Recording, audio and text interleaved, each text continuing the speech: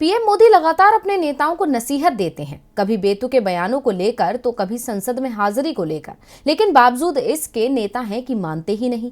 जी हां, संसद में मौजूदगी को लेकर पीएम मोदी के फटकारने के बाद भी सांसदों की संख्या कम दर्ज की जा रही है, जिसे लेकर सवाल उठता है कि क्या बीजेपी के नेता पीएम मोदी की भी नहीं सुनते? क्या खुद की पार्टी में भी कम होने लगी है पीएम की धमक? कहते हैं कि बीजेपी में अक्सर वही काम होता है जो पीएम मोदी कहते हैं। उनके आदेश के बिना संसद से लेकर सड़क तक बीजेपी खेमे में पत्ता तक नहीं हिलता।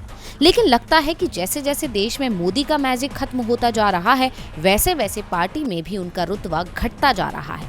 यही वजह है कि अब तो सांसदों पर भी पीएम मोदी की फटकार का कोई असर नहीं हो रहा है।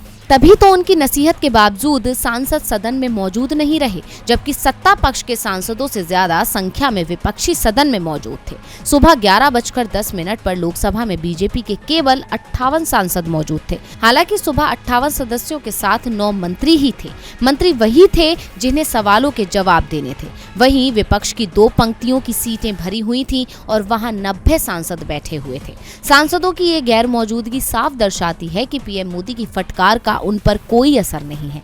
दरअसल प्रधानमंत्री मोदी ने शीत सत्र के दौरान सांसदों के साथ पहली बैठक के दौरान सख्त रवैया अख्तियार करते हुए चेतावनी दी थी।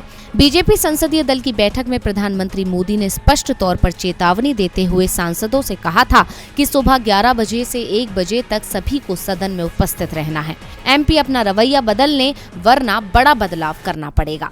सांसदों से बच्चों की तरह बातें करना अच्छा नहीं लगता।